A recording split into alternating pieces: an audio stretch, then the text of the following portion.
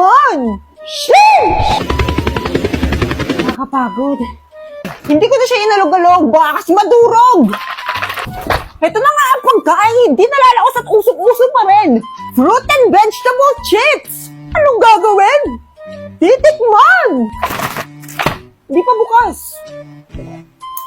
Bubuksan! Pasabog! Fruit and vegetable chips in a jar of hearts. Feel mo na bongga yung laman nito compared dun sa mga natikman ko na. Buksan na natin! Sheesh!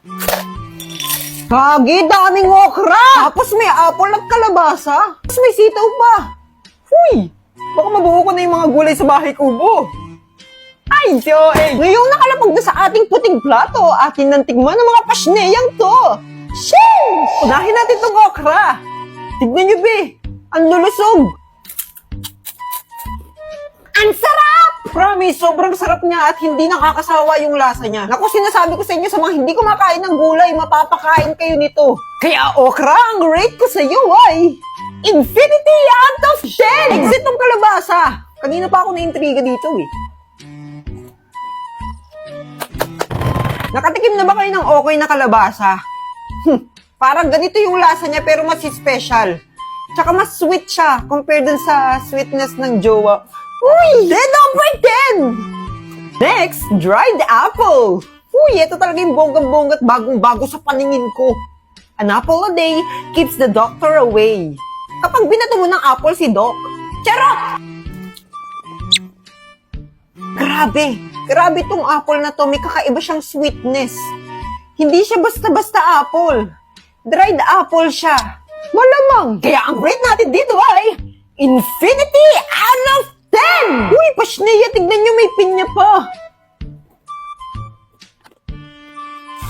Sobrang sarap. Tapos nandun pa rin yung asim niya.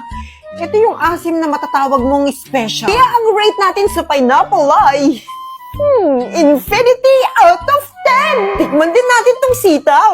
Wow!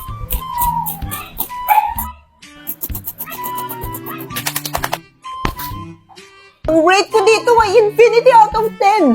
Pero kung i-rate ko silang lahat, ito yung pinakamataas, ito yung winner ko, ito yung the best. Ay, sobrang grabe! Pasado, be, with highest honor. No more chichirya na tayo, be. Dito tayo sa mas healthy at mas masarap. Kaya ano bang hinihintay nyo? Bili na! Nasa yellow basket yan!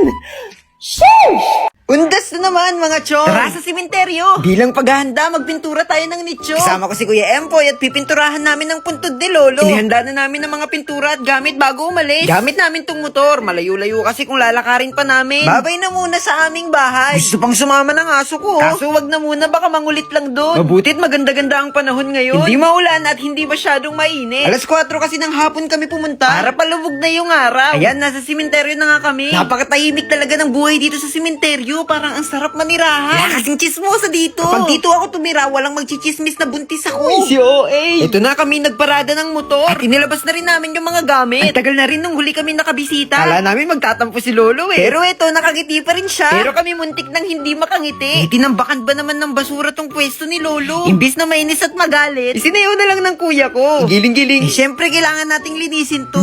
Pakitang tao yan. Para kunwari masipag naman tayo. Sobrang dumi talaga. Ayan mo, Lo, pag nakaluwag-luwag ang apo, bibilhan kitang sarili mong simenteryo. Uy, si OA. Tuloy-tuloy lang tayo sa paglilinis. Grabe, sobrang alikabok. Oo nga pala, naalala ko. Isang taon na rin pala nang sinimulan kong mag-vlog sa page natin. Grabe, ang bilis ng panahon. Parang kahapon nga lang nangyari yun eh. Kaya maraming salamat sa patuloy na sumusuporta sa atin. Hayan nyo, sabihin ko kay Lolo, dalawin kayo para pasalamatan. Ito na nga't nagtulos na rin kami ng kandila. At nilinis na rin itong mga pipinturahan. Binubuksan na ng kuya ko yung pintura para maumpisahan na namin. Magagabi na rin kasi. Eto, Dok, gising na po ang pasyente. Uy, grabe naman. At nilagay na nga ni Kuya Empoy yung pintura sa container. Tapos, inumpisa na rin namin magpintura. O, diba? Ang bilis namin magpintura. Hala pa mo 10 segundo tapos ning nasa taas. Pero first coating pa lang to. Kinabukasan na lang namin itutuloy. Tingnan nyo, puno na ako ng pintura. Grabe, parang ang dungis-dungis ko na rin. Mag-aalas 6 na rin kasi. Hindi kami pwedeng magpagabi. Kaya nagpaalam muna kami kay Lolo. Pero pumayag naman siya. Bukas na lang yan, mga apo! Sige, Lo, babay muna. Baka abutin kami ng gabi ng lagi. Grabe, nakakatakot naman kasi dito mga chong kapag gabi na. Pero mas nakakatakot pa rin yung mga chismosa. Ito't nakauwi na kami. Sabik na naman tong aso. pinapasok ko. Sabi niya sa akin, bukas daw sasama siya. Ayan, eto na, nakasama na. Nauuna pa sa amin sa motor eh. At sinasabi na nga ba, ang kulit na aso na to. Kung nasa sementeryo na, ang hirap hanapin. At ito na nga yung kinabukasan. Tatlo na kaming bumisita. At dahil nga may mga lumipad na dumi sa nicho, nanghiram muna kami ng walis. Nakalimutan kasi namin magdala. Salamat kay Uncle na nagpairam. Sabihin ko na lang po kay Lolo, mag-inuman kayong dalawa. Si OA. Ito na, tinuloy na namin ang pagpipintura. Papatungan lang namin yung pintura kahapon. Para magmukhang mas malinis. Nakaka-enjoy din magpintura talaga. Konti na lang rin, matatapos na. Itong pangalawang araw, alas 4 pa rin kami pumunta. At marami-rami na rin yung mga tao dito sa sementeryo. Nagde-date yata sila. Ay, si OA. Hindi, naglilinis na rin sila. Pag hindi kasi tayo naglinis, baka multuin tayo ng mga mahal natin sa buhay. Dalawin nyo sila ngayong undas, ha? Kasi pag hindi nyo dinalaw, baka tayo yung dalawin. Yo, tapos na. O, di ba pasayo-sayo na kami kasama si Lolo? O, siya, Lo, dyan ka na muna. Kita-kits na lang ulit ngayong November 1. Yun lang mga chong, tuloy ang buhay. Bye-bye. Nay, alam mo, gusto kong maging seaman. Naku, wag na. Hindi ka na marunong lumangoy. Lo, bakit yung pilot, hindi naman sila marunong lumipad? Naku, tigil-tigilan mo ako sa kalokohan mo, bebeng, ha? Oh, kumain ka, ito yung ulam.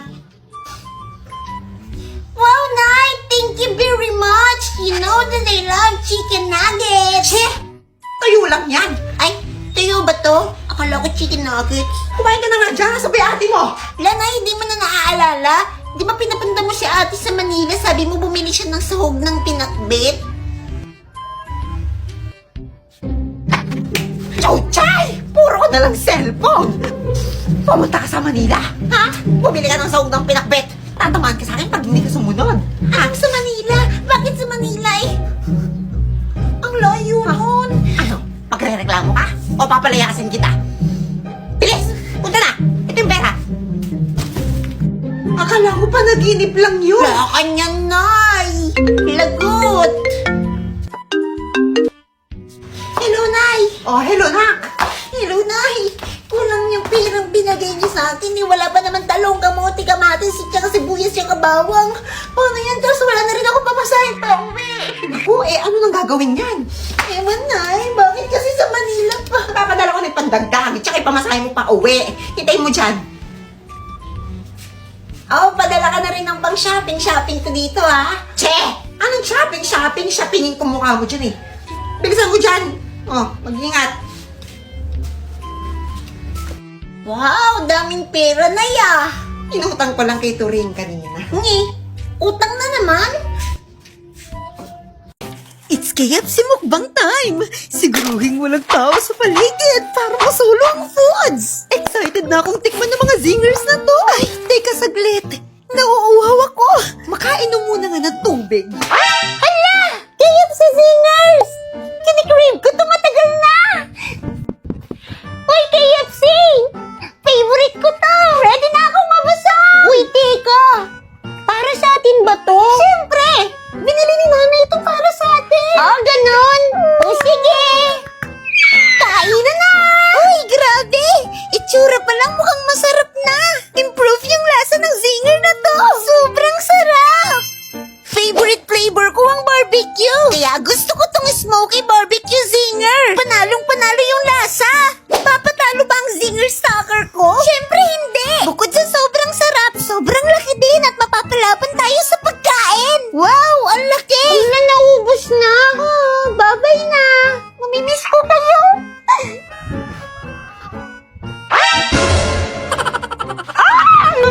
Nasaan na yung mga zingers ko?